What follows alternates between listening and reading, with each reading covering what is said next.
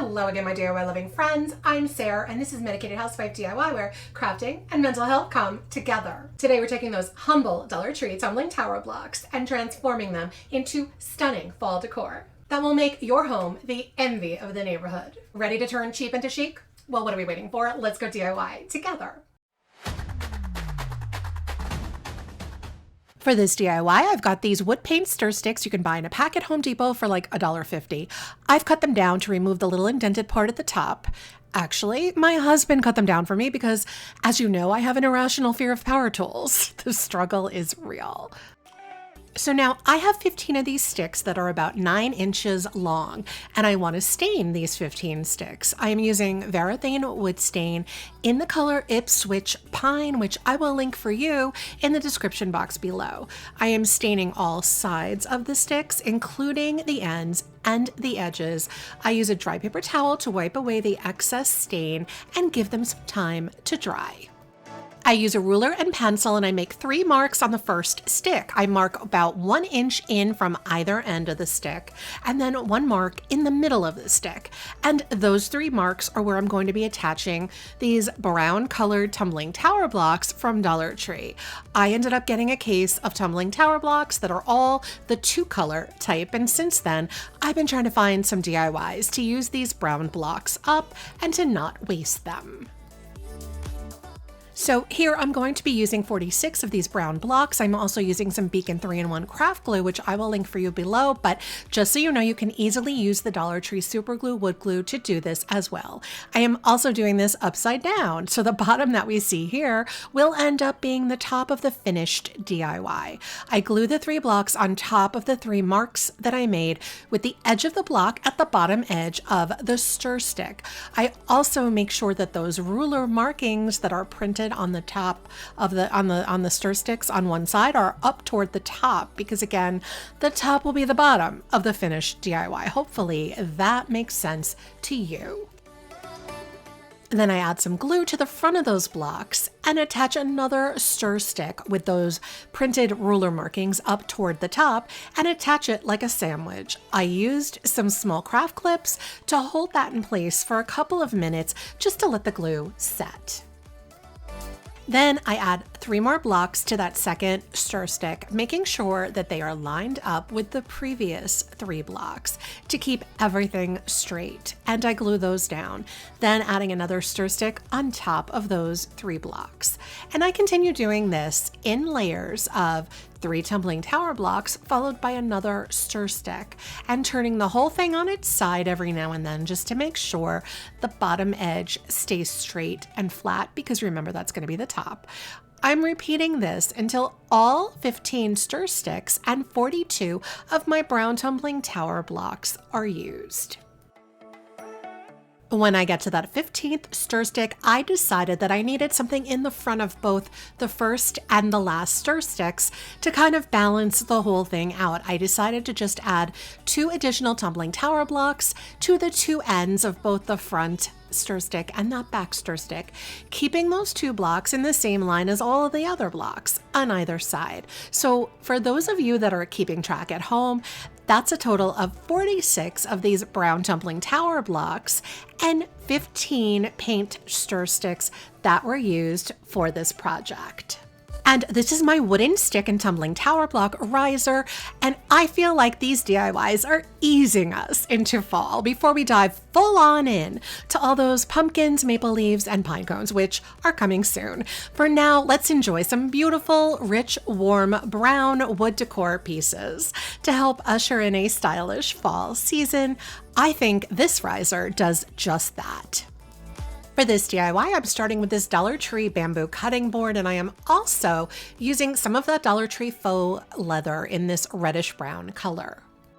I've cut 2 strips of leather. Each of them is 1 1/2 inches wide, and I used a pen to mark small dots every 1/2 inch because I want to fold over the edges of that leather on both sides so that they will look more like leather straps and not like cut faux leather strips. I use some dabs of hot glue to hold the folded over edges in place. I do that to both of my faux leather strips, creating 2 leather straps.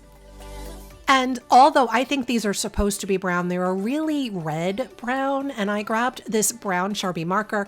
I'm going to use that just to darken the reddish leather color, basically painting the straps with the marker and rubbing the excess with a paper towel. It is a really subtle difference, but they do look slightly browner and a little less red. Next, I took 8 of those brown tumbling tower blocks from Dollar Tree, and I am going to use some beacon glue to make 4 L shapes with those 8 blocks. And I'm doing that with the blocks on their sides to make the L shapes. We're going to use those 4 L shapes as feet for the bamboo cutting board to give it just a little bit of height.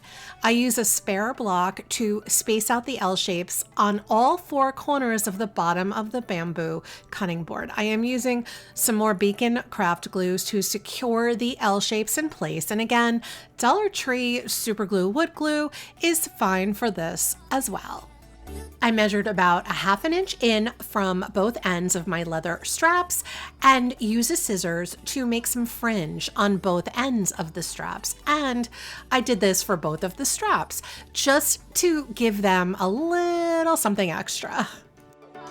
I grabbed some gold push pins from Dollar Tree, and I want to use them to attach the leather straps to the cutting board. Now, initially, I attached the straps on the 2 ends of the cutting board like handles on a tray, and I actually used a hammer to hammer the push pin into the bamboo through the strap, but I changed my mind on the placement of that strap at that point. I had pulled these straps out and decided to place the straps on the long sides of the cutting board, going over it like a half moon, because I felt like it gave it a more interesting modern look. And this is my elevated leather strapped cutting board, and as easy as this is to make, it's a seriously upscale look. It's got natural bamboo, it's got almost leather, and it's got gold accents. It's elegant and simple and a stylish modern look that will work with lots of different decor moods. For this DIY, I'm starting with 32 of the brown tumbling tower blocks from Dollar Tree and 24 of the natural wood tumbling tower blocks, also from Dollar Tree. First thing I do is make sets of 2 blocks out of the natural wood, all attached end to end. So using 24 of these natural wood blocks, and I'm going to end up with 12 sets of 2 blocks. Next, I do the same thing with the brown blocks. I make them all into sets of 2 blocks attached end to end. So with the 32 brown blocks, I end up with 16 sets of 2 brown blocks.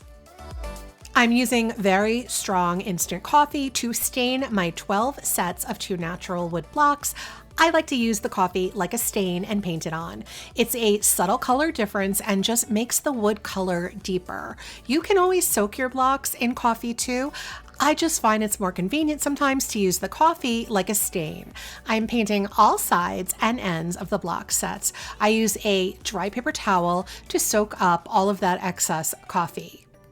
Once my coffee stained blocks are dry, I'm going to be assembling 4 coasters. The pattern for the coasters is 1 set of brown blocks on its side, followed by a coffee stained set flat, then another brown set on its side, then another coffee stained set flat. Basically, it's 3 of the coffee stained sets flat and 4 of the brown sets on their sides, alternated. That just seems easier to say. I used some beacon glue to attach the first coaster together, but you could also use Dollar Tree super glue wood glue as well. Also, these are assembled upside down, so when we turn them over, the top of the coaster will be flat. I assemble the remaining 3 coasters the exact same way. I've got this square wood coaster from Dollar Tree, and I'm going to stain it with the same coffee stain I used on the tumbling tower blocks so that it matches. I am using this as a base for the coasters. I also had these 4 pieces of wood dowel from Dollar Tree that I stained with coffee as well to use on the corners of that wood coaster base. But after attaching the dowels to the coaster base, I decided not to use them, and I came up with an alternate plan. My alternate plan requires coffee staining 26 more of the natural color blocks. So I did that. And I also used 12 more brown blocks. So our grand total of blocks for the entire project is 50 of the natural color blocks and 44 of the brown blocks. I assembled the four corners of my coaster holder first by attaching 2 blocks that are standing up in an L shape, as you see me doing right here, and I repeat that on each of the 4 corners. Then I started on the first side wall, and I'm alternating 1 brown block on its side, followed by a coffee stained block that's flat, and then a brown one, and then a coffee stained one, and so on until I reached the other corner. And then I did the opposite wall from that the exact same way. I did the third wall with just 1 brown block, followed by a coffee stained block next to each of those 2 corners, leaving a space open in the middle of the wall. I did that fourth and opposite wall the same way as the third one, also with an opening in the middle. Lastly, to ensure my coaster holder was tall enough to actually hold the 4 coasters, I decided to add a second row of coffee stained blocks to each of the 4 corners, directly above the existing 4 corners. And this is my set of 4 tumbling tower block coasters, and you may have noticed I'm really making an effort to use those brown blocks from Dollar Tree, and I think I've managed to do that in this video, easing us into the upcoming festive fall season with these rich brown autumn wood vibe DIYs. From Dollar Tree basics to full decor masterpieces. If you love these budget-friendly hacks, don't forget to smash that like button and subscribe to Medicated Housewife DIY. Let me know in the comments which DIY was your favorite and why. You know I love hearing from all of you. Thanks for watching. Until next time, remember that together we're making the world a more beautiful place, one DIY at a time.